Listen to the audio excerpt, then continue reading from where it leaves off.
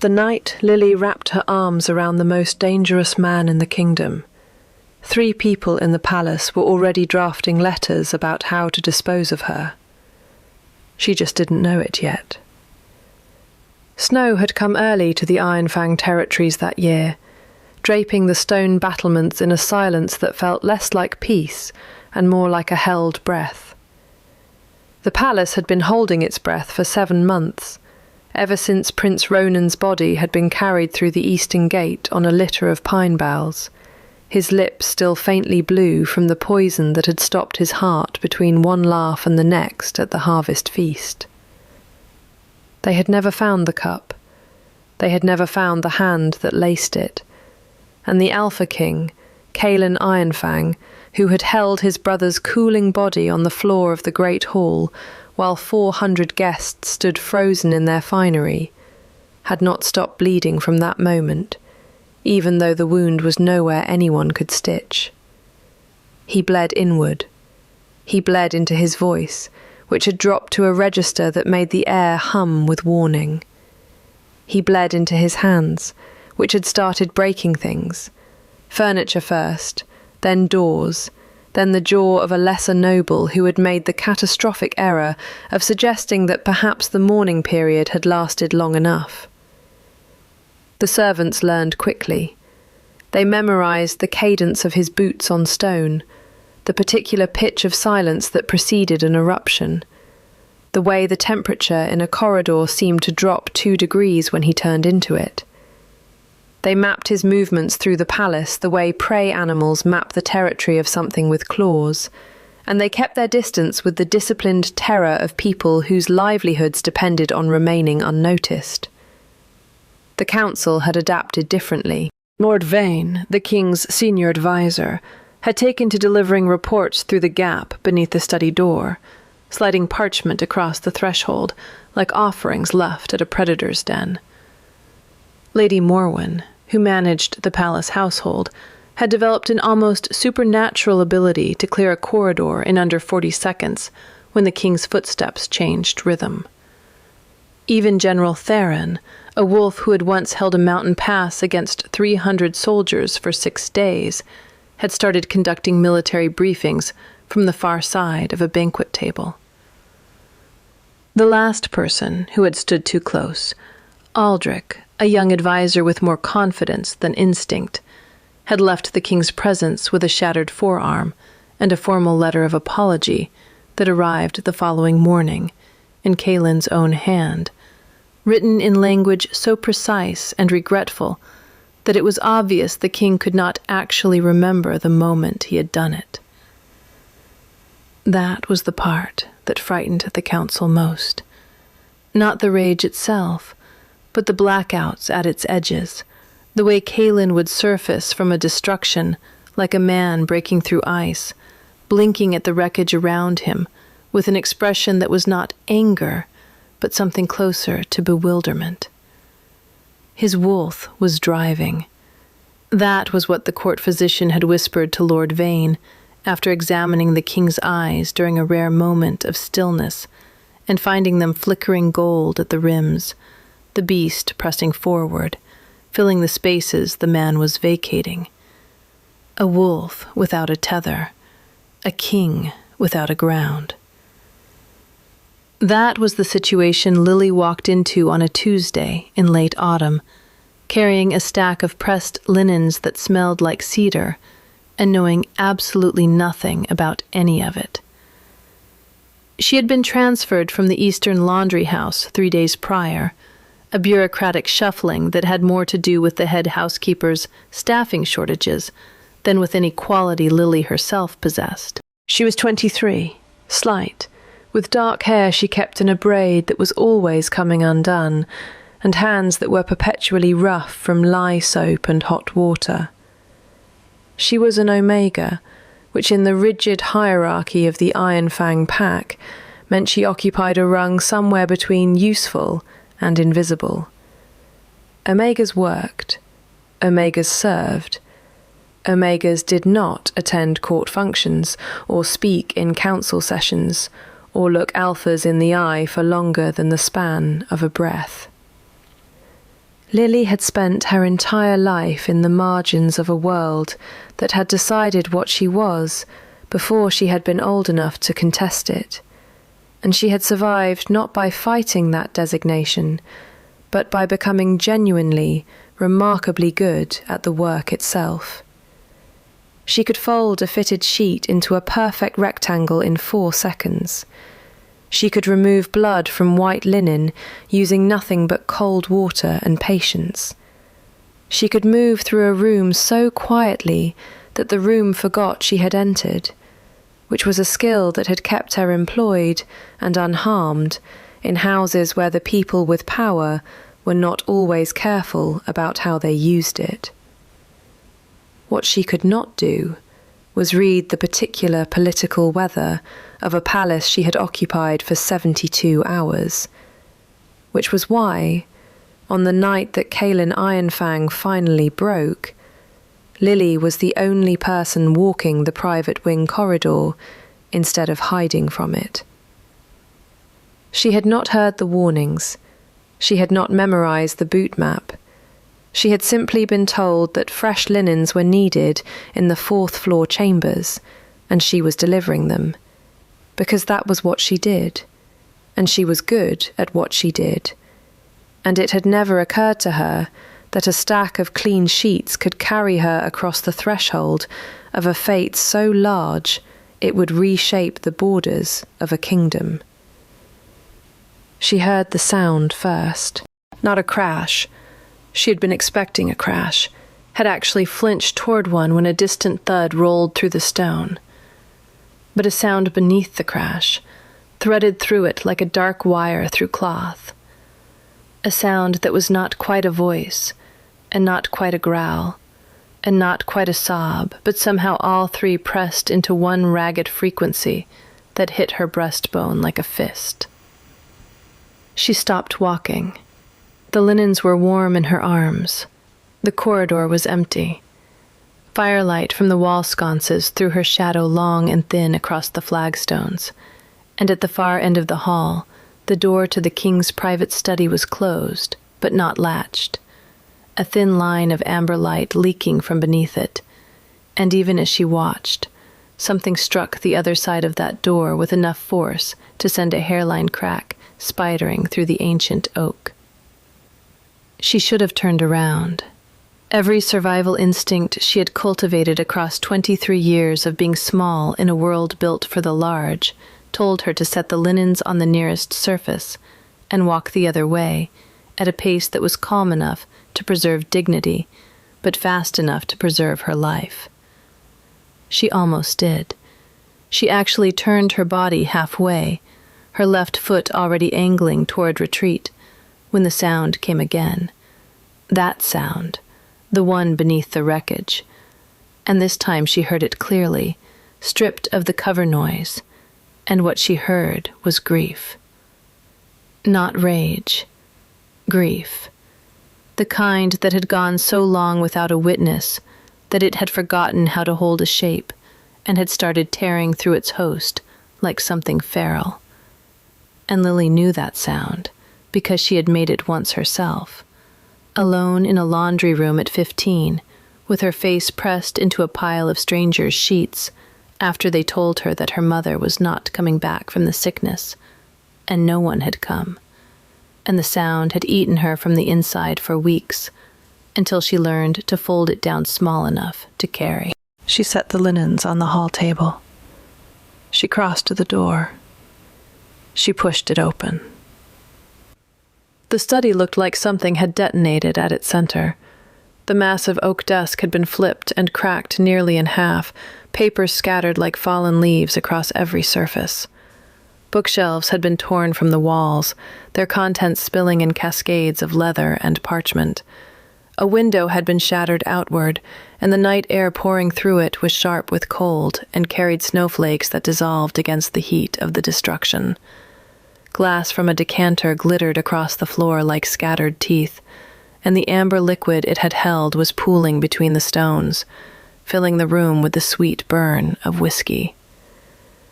And in the center of it all, on his knees amid the ruin of every object that had been within reach of his hands, was the Alpha King. His palms were open and bleeding where the glass had bitten into them. His shirt was torn at the shoulder where he had wrenched a shelf loose from the wall with a violence that had cost him skin. His head was bowed, his dark hair falling forward to curtain his face, and his breathing was the kind that came after the rage had burned through its fuel and left nothing but the thing it had been protecting him from. He was shaking, not with anger, with the effort of not making that sound again. Lily took all of this in within the span of 2 heartbeats. She catalogued the blood, the glass, the cold air, the size of him even on his knees. He was enormous, broad through the shoulders and corded with the kind of muscle that did not come from vanity, but from a body designed by nature to be the last thing standing in any room. And she catalogued the danger, which was real and immediate and utterly irrelevant to the thing that was already moving her feet across the broken glass toward him. She did not speak. She did not announce herself, or ask permission, or hover at a safe distance with her hands clasped and her eyes averted, the way an Omega was supposed to in the presence of an Alpha in crisis. She walked through the wreckage as though the wreckage were not there, and when she reached him she knelt, and she put her arms around him, and she held on. His entire body went rigid. Every muscle locked at once, a full system seizure of shock. And for a span of 3 seconds, Lily was holding something closer to stone than to a living creature. She could feel his heartbeat against her collarbone, rapid, savage, a trapped animal drumming. And she could feel the heat pouring off him in waves, the kind of furnace warmth that shifters through when their wolves were riding the surface. And she could feel, beneath all of that, the fine continuous tremor of a man who had been clenching every part of himself for 7 months, and had simply, finally, run out of the strength to keep doing it. She did not let go. She pressed her forehead against his shoulder and closed her eyes, and held on with the steady, unspectacular stubbornness of a woman who had learned a long time ago that sometimes the most radical thing you could do for another person was refuse to leave the room. Something shifted, not in the air, not in the space between them, but in him, a fracture that ran in the opposite direction from breaking, a fracture that was letting something back in. The rigidity bled out of his muscles in stages, first the shoulders, then the spine, then the arms that had been locked at his sides. And then he was leaning into her, not gently, but like a structure that had lost its last load-bearing wall. And the sound he made against her shoulder was not the howl she had heard through the door, but something smaller, something worse.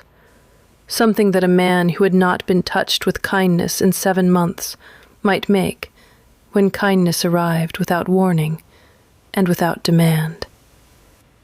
His wolf went quiet. That was the part that neither of them understood yet, the part that would unravel everything. But in that moment it was simply a silence where there had been screaming, a sudden hush inside his skull where the beast had been clawing and pacing and snarling for months. The wolf settled. It pressed toward the warmth of her. It recognized something that Kaylin's conscious mind, buried under rubble and grief and fury, was not yet equipped to name. She smelled like cedar and lavender soap, and something beneath both that was warm and alive, and unmistakably, devastatingly right. 3 floors below, in a study considerably more intact than the king's, Lord Vane was pouring wine for Lady Saraphene Ashford, the high-born widow whose name appeared on every draft of the containment marriage contract that the council had been quietly assembling for the past 4 months. Saraphene was beautiful in the way that political instruments often are, precisely, deliberately, with every element calibrated for effect. Her silver-streaked dark hair was swept into a style that communicated both mourning for her late husband and availability for her next one. Her gown was midnight blue, conservative enough for a court in grief, but cut to remind every man in the room that she was 34 and had already proven her fertility with 2 living sons. She held her wineglass the way she held conversations, with an elegant grip that could tighten without warning. "His episodes are increasing in frequency," Vane said, settling into the chair across from her.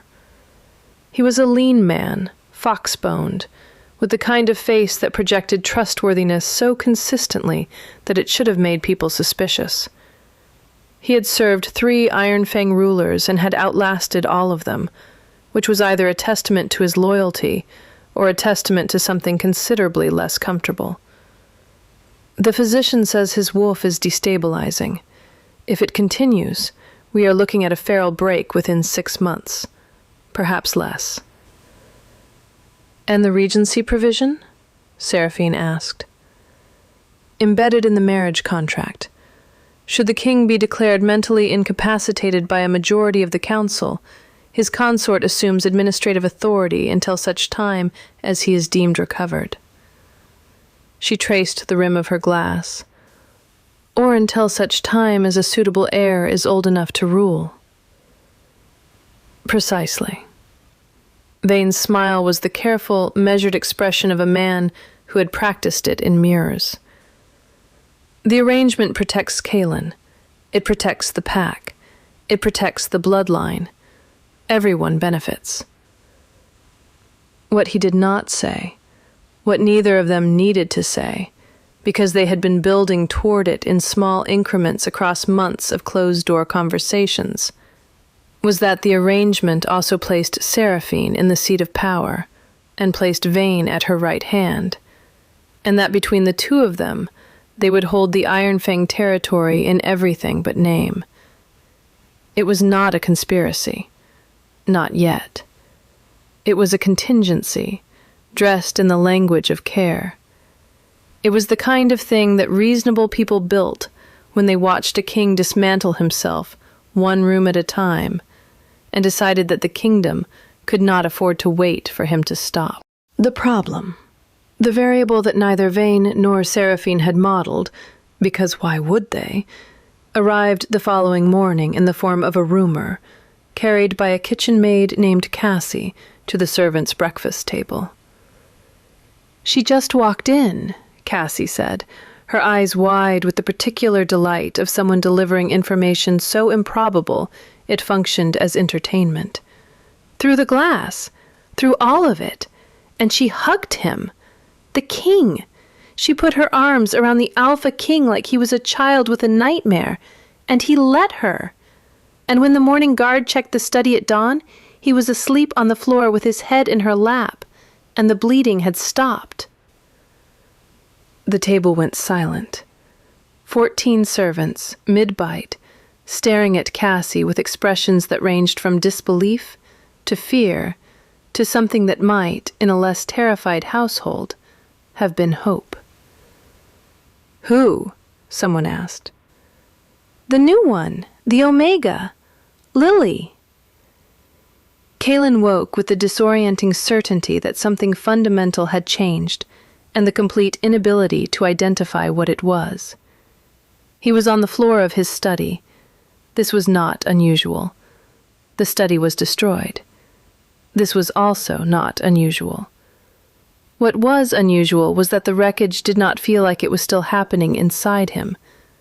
There was a space, a clearing, small and precarious but real, where the noise had been, and in that clearing there was a scent.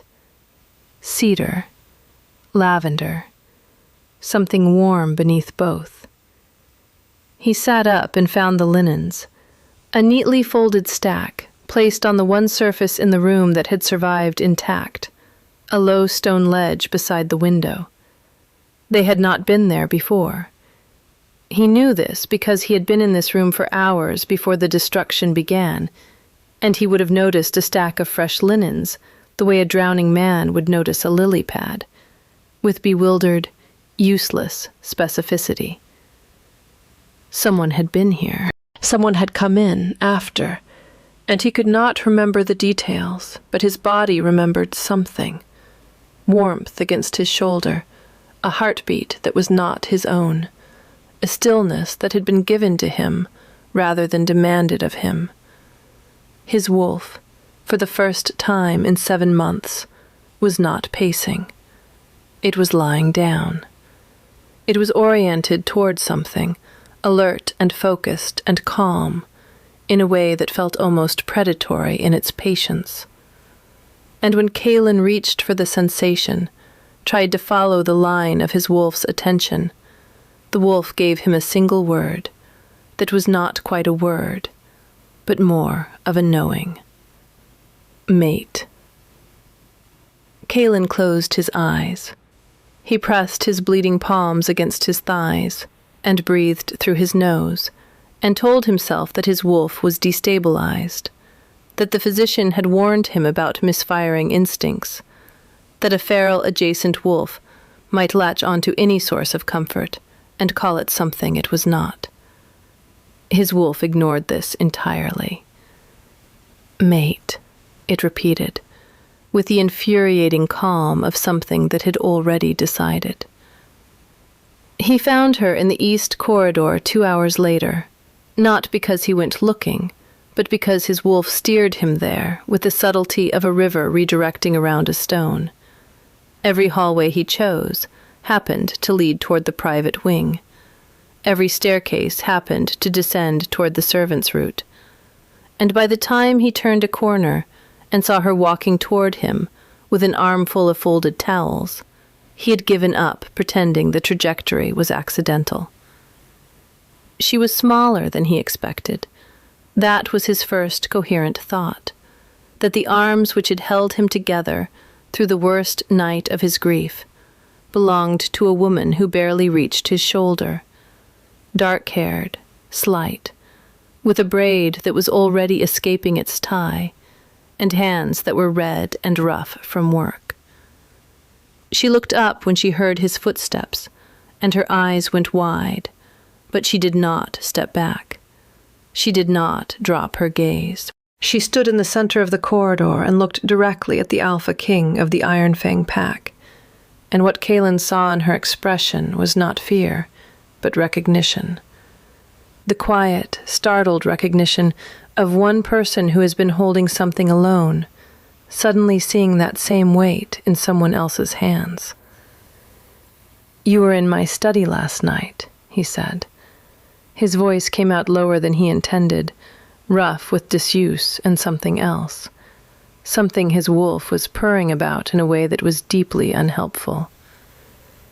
"Yes," she said. "I was delivering linens."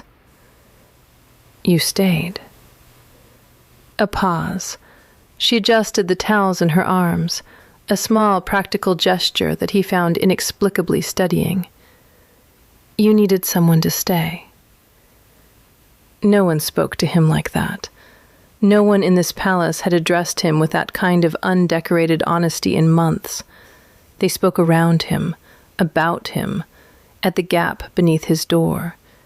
They used titles and formal address and the careful padding of language designed to avoid triggering the thing they were all afraid of. This woman, this Omega Maid whose name he did not yet know, had walked through his wreckage and was now standing in his corridor telling him what he needed, as though it were a simple, observable fact, like the weather. "What is your name?" he asked. "Lily." His wolf said it back to him, turning the word over like a stone held to light. Lily. Mate. Lily.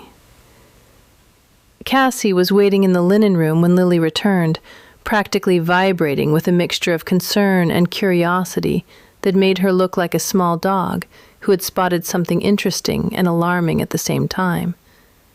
Cassie had been at the palace for 3 years and had appointed herself Lily's unofficial guide, protector, and commentary track from the moment Lily had arrived with her single trunk and her bewildered expression. She was an Omega too, round-faced and quick-tongued, with an instinct for palace politics that bordered on clairvoyance, and a complete inability to keep her observations to herself.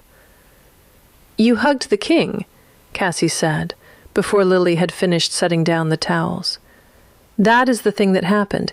You hugged the feral, grief-maddened, furniture-destroying alpha king, and you are standing here with all your bones intact, and a look on your face that I cannot even begin to interpret. Lily. Lily, explain." "He was hurting. He is always hurting. He has been hurting for 7 months. People have been fired for making eye contact during the hurting.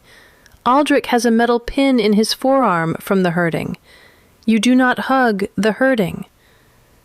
"Someone should have," Lily said quietly, and Cassie's mouth opened and then closed, and then opened again, and what came out was not the argument she had been preparing, but a small, deflated sound that might have been agreement. "You smell like him," Cassie said after a moment. "His scent is on you. Pine and iron and something like a storm. Everyone is going to notice." "I was delivering linens." "You were delivering linens to a king who has not let another living soul within arm's reach since the funeral, and you came back smelling like you spent the night in his den, and I am telling you, as your friend, that this is a thing that people with power and agendas are going to have opinions about."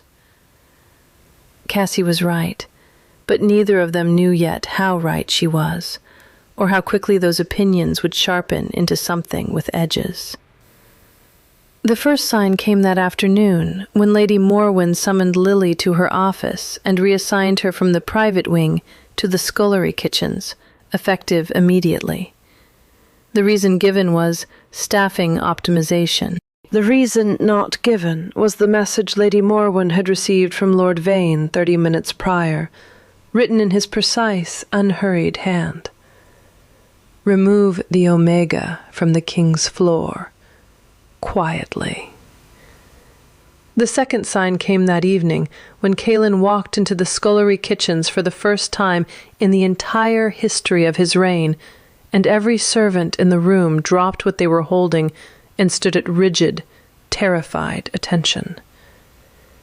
He did not look at any of them.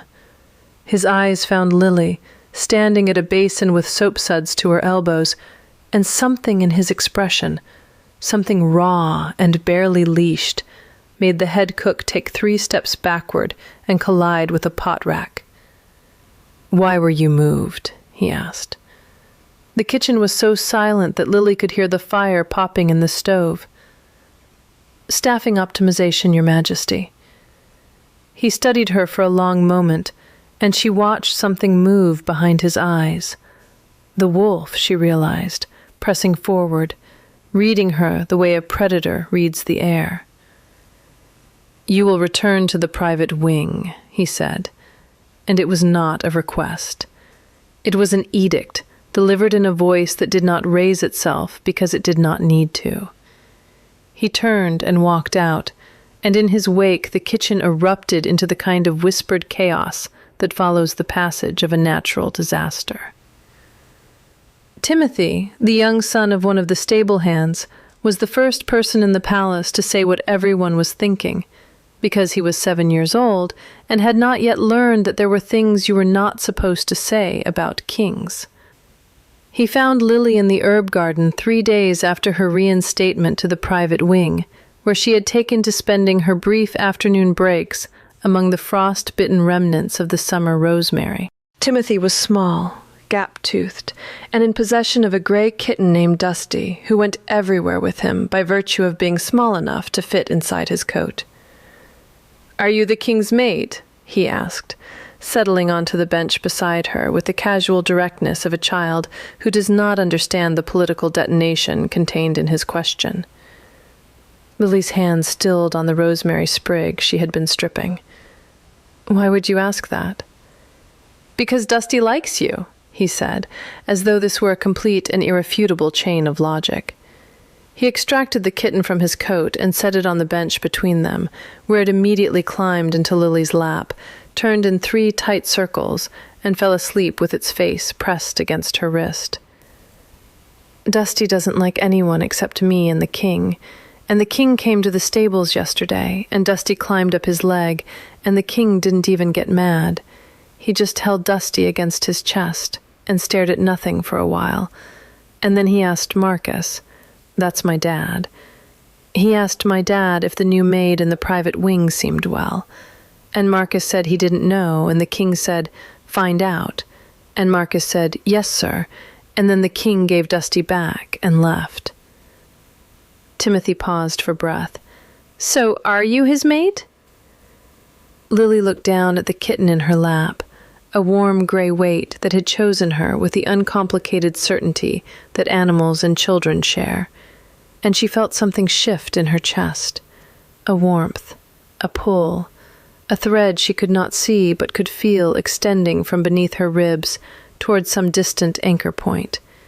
And when she followed the sensation, it oriented her, with absolute and terrifying precision, toward the 4th floor of the East Wing.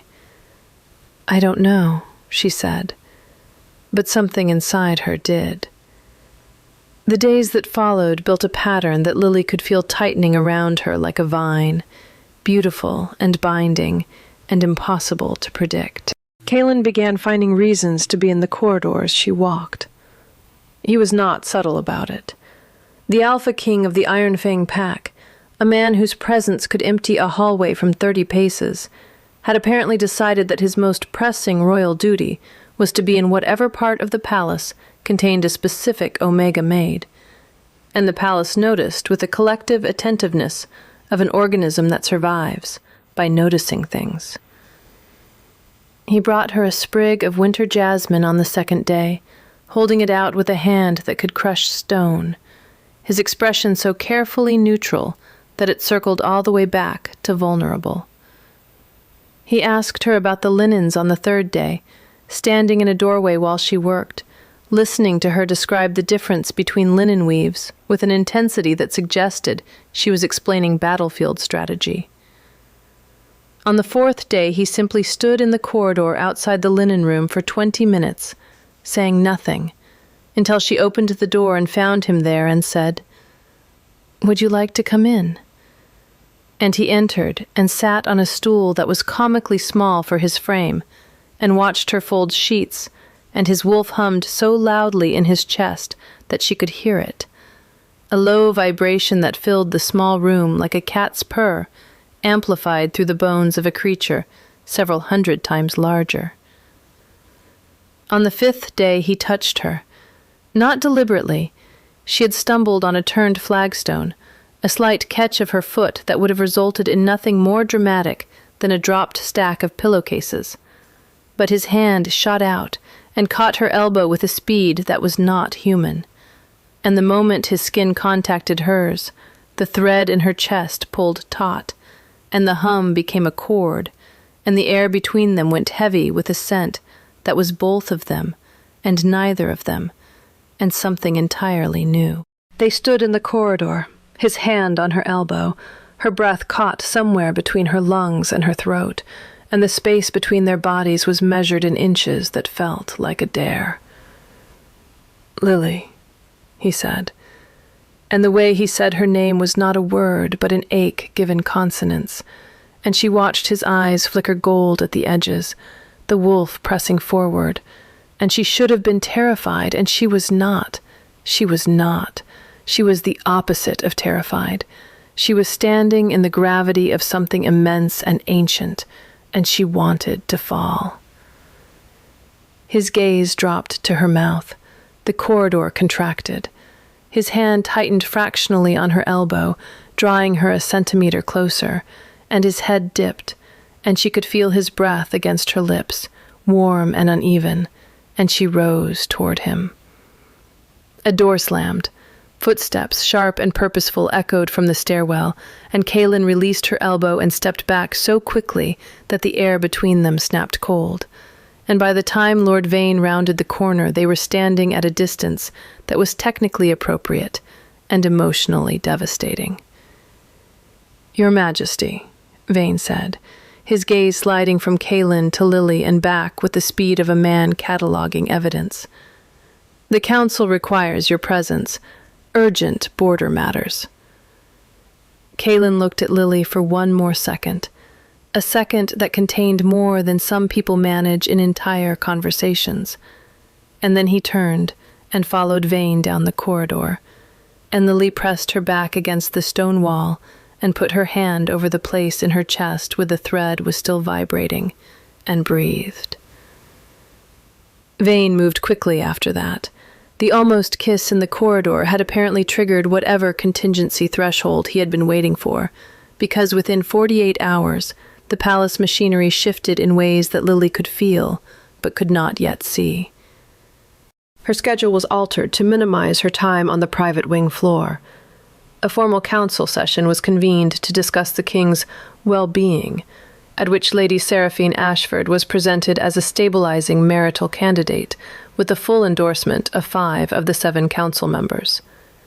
Documents were prepared, a date was proposed, and Eleron, the captain of the palace guard and the only council member who had voted against the arrangement, found himself reassigned to a border outpost 60 miles from the capital, with 24 hours' notice.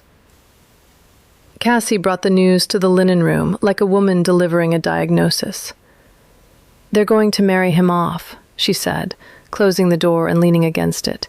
"Saraphene Ashford. The council is calling it a stability measure. They're saying his wolf is going feral and he needs a bonded mate to anchor him, and since he hasn't chosen one himself, the council is invoking the regency provision to choose for him."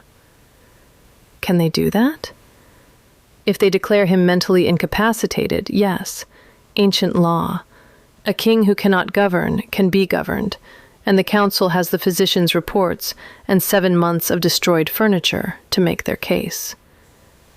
Cassie's face was tight with something Lily had never seen in her before. Not gossip, not curiosity, but anger. "Lily, he is not feral. You know he is not feral. You have been in the room with him. You have touched him. Is that a man who is losing his mind?" Lily thought of the corridor, the jasmine, the way he listened to her talk about linen weaves, as though she were handing him pieces of something he had lost. The gold at the edges of his eyes that was not madness, but recognition. "No," she said. "He is grieving, and someone on that council does not want him to stop, because a grieving king is a manageable king, and a managed king is a—" She stopped. The thought completed itself in a place deeper than language, a place where instinct and logic braided together and produced a shape she did not want to look at directly. A managed king is a king whose throne can be occupied by someone standing behind it. "Cassie," she said slowly, "who prepared the harvest feast? 7 months ago. Who arranged the seating, the wine, the service?" Cassie stared at her.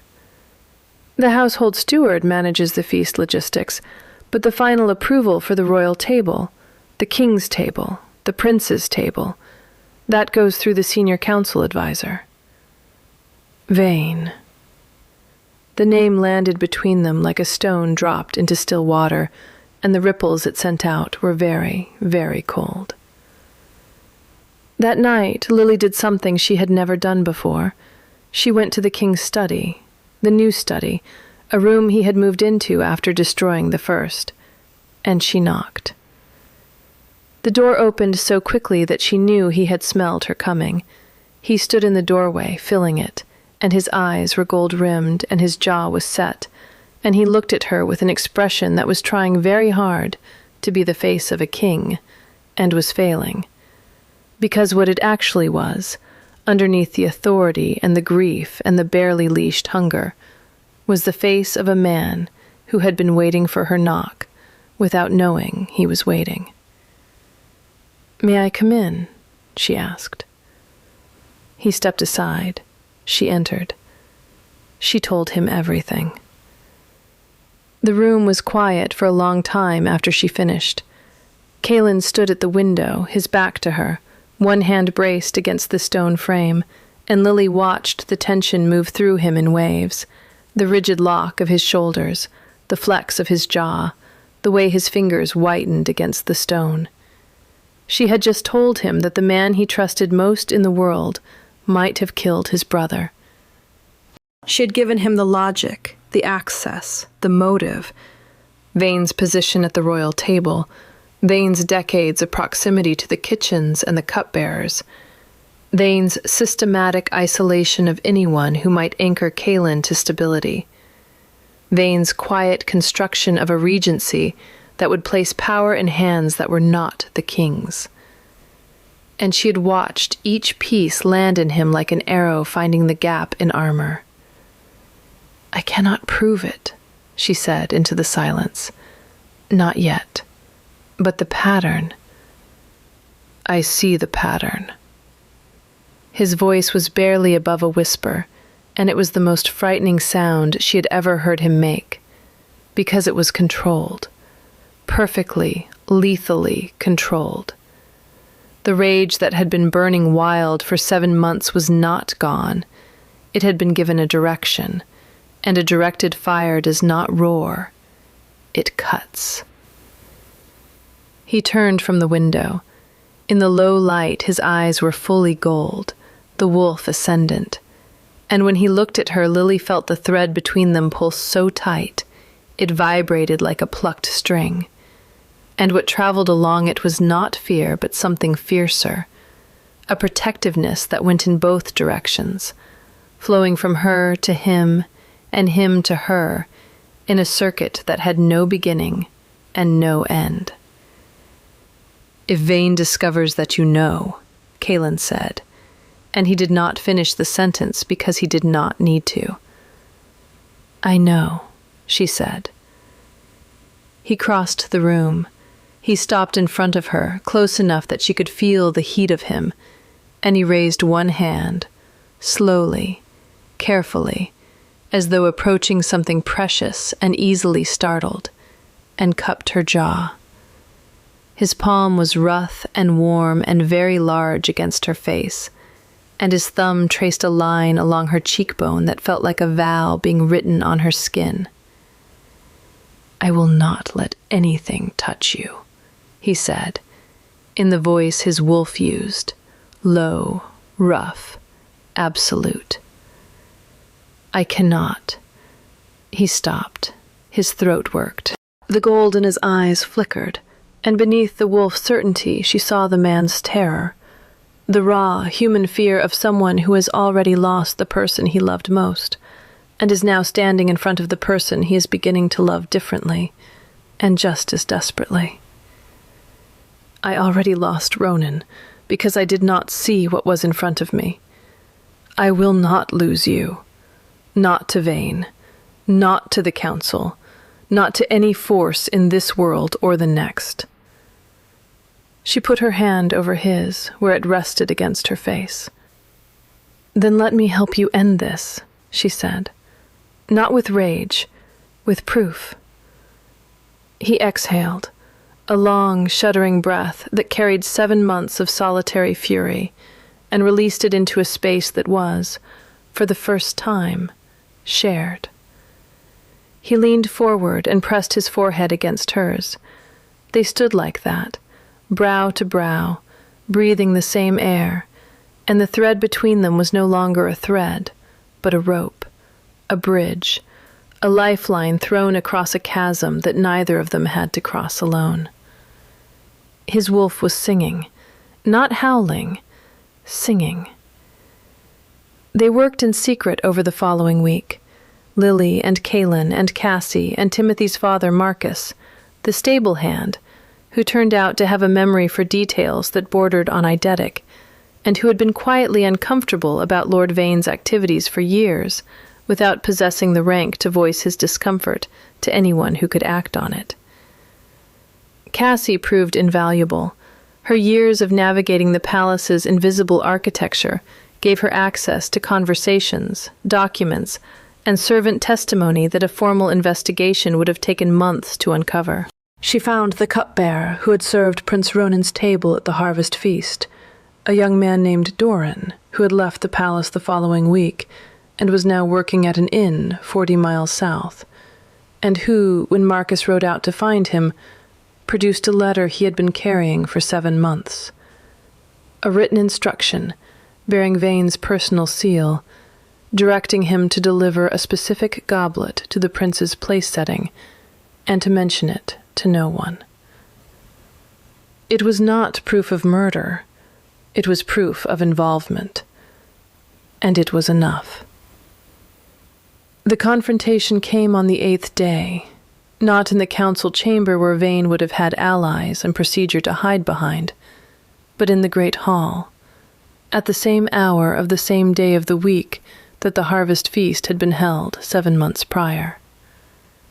Kaelin had arranged it with the cold precision of a man whose rage had finally found its proper instrument. The council was summoned. Saraphene Ashford was present. The household was assembled.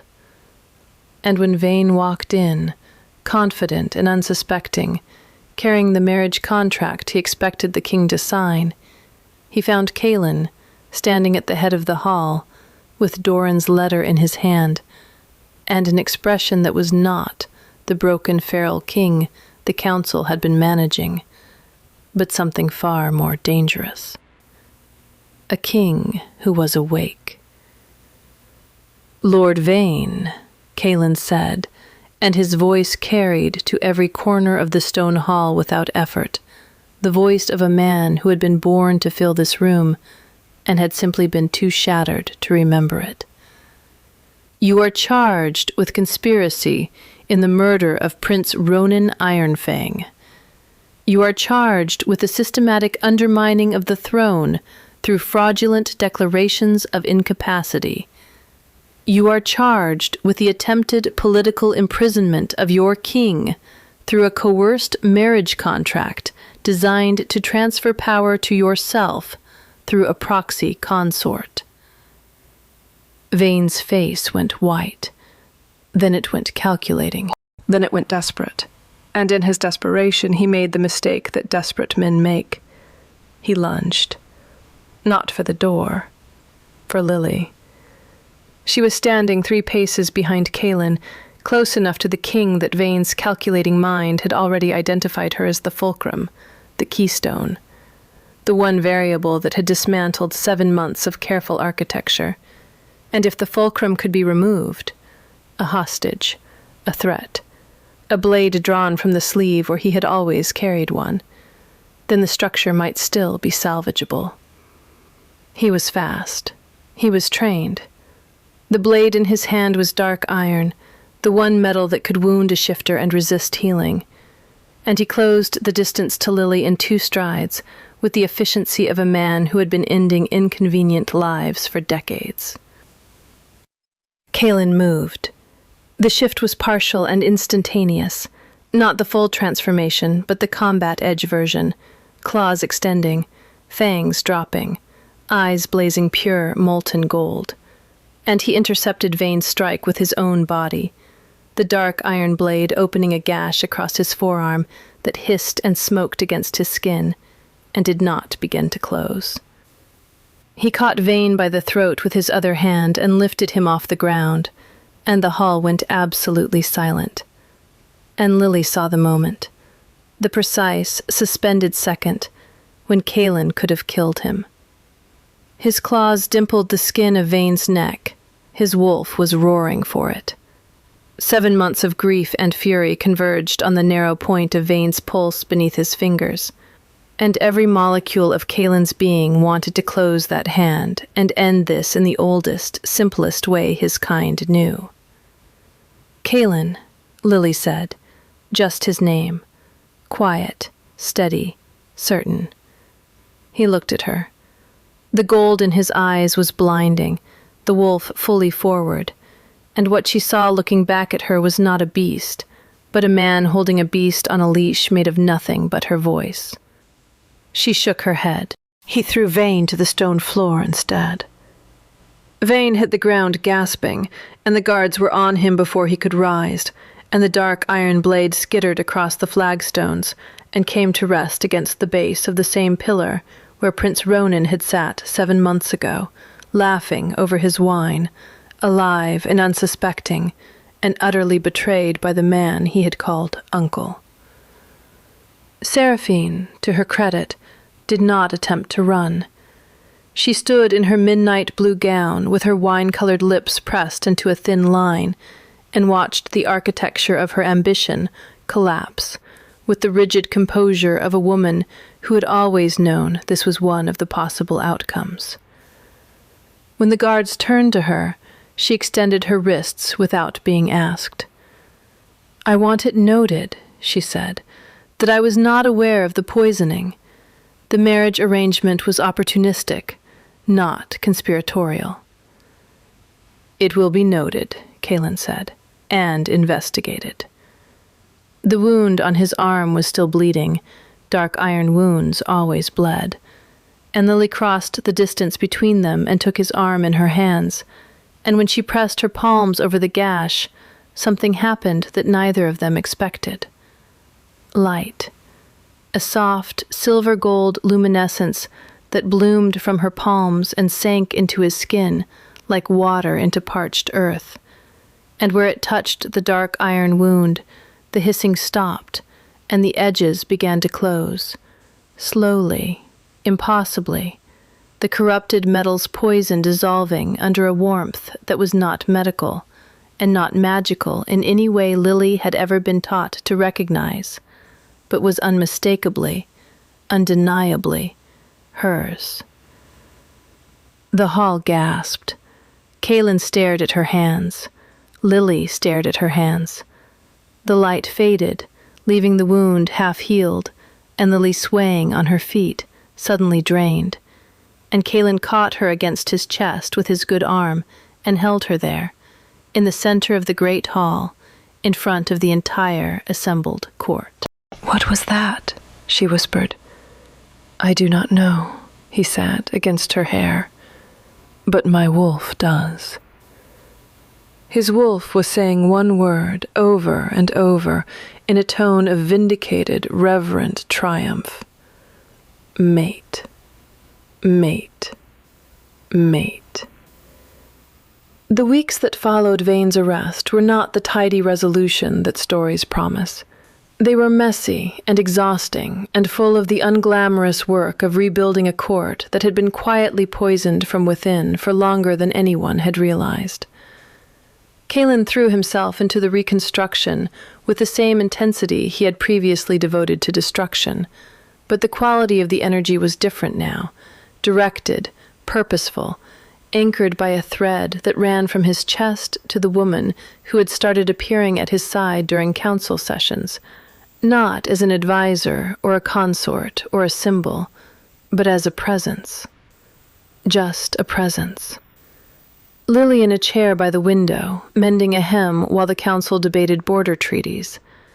Lily in the corridor with a stack of linens she still insisted on carrying herself, despite the fact that the entire palace now understood what she was to the king, even if neither of them had formally named it. Lily in the herb garden with Timothy and Dusty the kitten, the boy's excited chatter and the cat's small purring warmth, creating a pocket of normalcy that Kaelin would find himself standing at the edge of, watching, with an expression that made the guards look away out of a decency they could not articulate. The investigation into Vane's network uncovered layers of quiet corruption that extended beyond the poisoning. Embezzled tribute payments, falsified border reports, 3 other deaths across the past decade that bore the hallmarks of dark iron involvement. Ellerin was recalled from his border exile and reinstated as captain of the guard, and his first act was to personally review the security of the private wing with the grim thoroughness of a man making amends for having been outmaneuvered.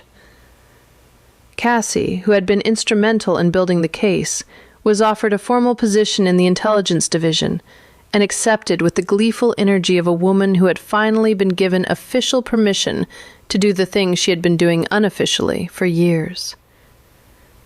Through all of it, the bond between Kaelin and Lily grew in the way that real things grow, not in grand cinematic surges, but in small, daily accumulations.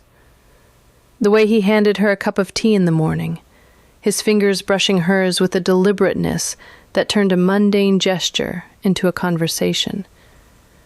The way she straightened his collar before council meetings, a proprietary tenderness that made his wolf go boneless with pleasure. The way they argued about whether she should be formally trained to use the healing gift that had awakened in the Great Hall. She wanted to learn control. He wanted to forbid her from ever using it again, because the physical cost terrified him. And the arguments were fierce and honest, and always ended with his forehead pressed against hers, and his hands in her hair, and a silence that was the opposite of the silence this palace had learned to fear.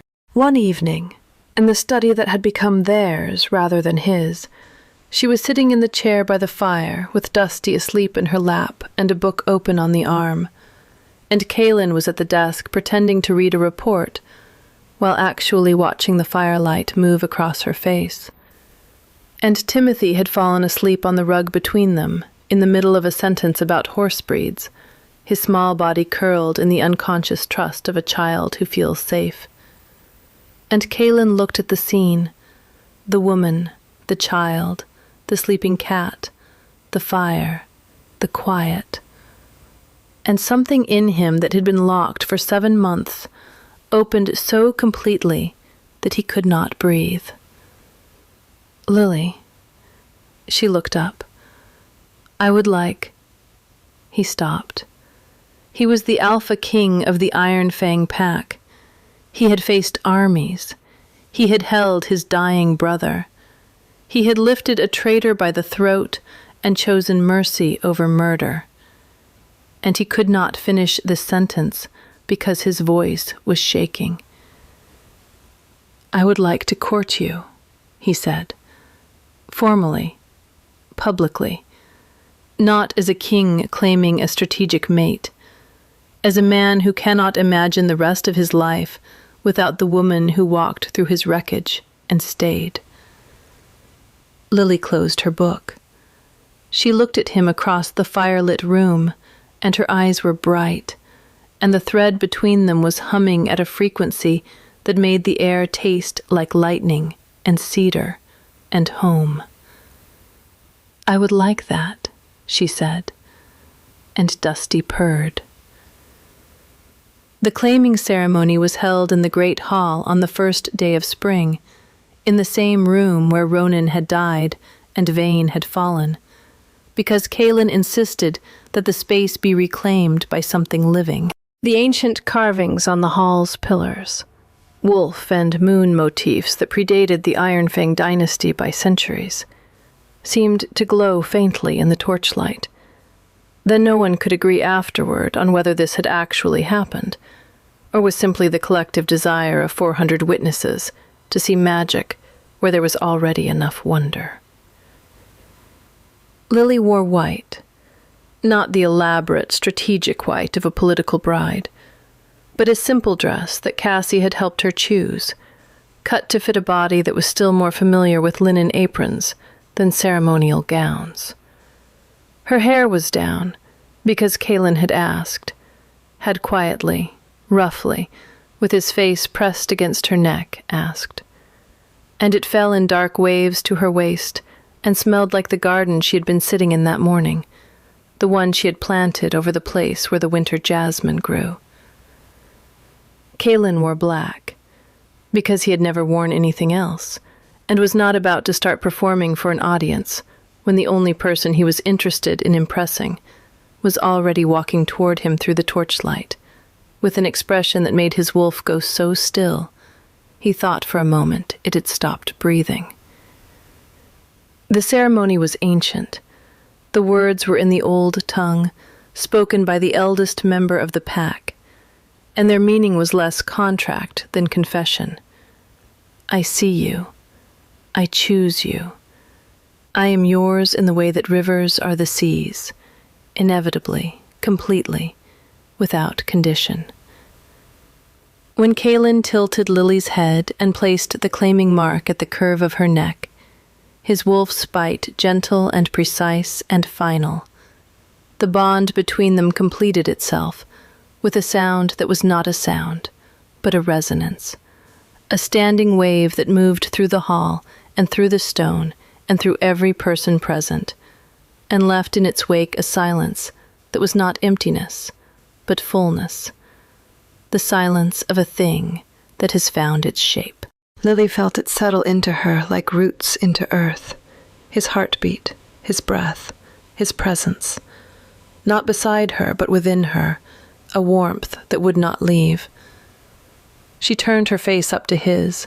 His eyes were gold and human and wolf and man all at once, and he was looking at her with an expression that she recognized, because she had seen it once before, 7 months ago, in a wrecked study, when a king on his knees had felt a pair of arms close around him and had remembered, for the first time in the longest night of his life, what it felt like to be held.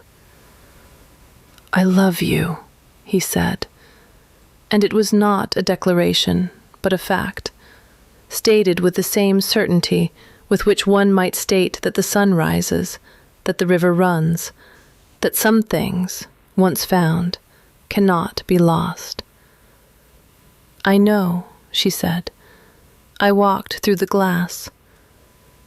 He kissed her then, in front of the court and the council and the guards and Cassie, who was crying and pretending she was not, and Timothy, who was holding Dusty up to see and narrating the entire event to the kitten in an excited whisper, and Eleron, who had positioned himself directly behind the couple, with his hand on his sword and his eyes on every exit, because he was never going to be outmaneuvered again. The hall erupted, not in the polite applause of a political union, but in the full-throated roar of a pack that had been holding its breath for 7 months and could finally exhale. 6 months later, on a morning in early autumn, when the light was amber and the air smelled like turned earth and the last of the summer roses, Lily was sitting in the herb garden, their herb garden now, expanded and replanted and thriving in the way that living things thrive when they are tended by hands that know what they are doing. When Timothy came barreling around the corner, with Dusty on his shoulder, and a grin that took up approximately 80% of his face. Lily, the king is being weird again." "Define weird," she said, not looking up from the rosemary she was pruning. "He's standing in the kitchen staring at a plate of breakfast like it personally offended him, and he won't tell anyone why, and Cook is afraid to ask, and Marcus says it's because he's nervous, but I said the king doesn't get nervous, and Marcus laughed at me, and I don't know why that's funny." Lily set down her shears. She stood, brushed the soil from her hands, and walked through the garden and into the kitchen, where she found the alpha king of the Iron Fang pack standing over a plate of eggs and toast, with an expression of such concentrated internal crisis that 2 kitchen maids had retreated behind the pantry door and were watching through the crack. "Kaelin?" He looked up. His eyes were gold-rimmed and his jaw was set, and he was holding a small carved wooden wolf in one hand. The twin of one he had made for Timothy 3 months ago, but smaller, smoother, sized for a hand that did not yet exist. "I had a dream," he said. "Last night. Through the bond. Your dream. You were—" He stopped.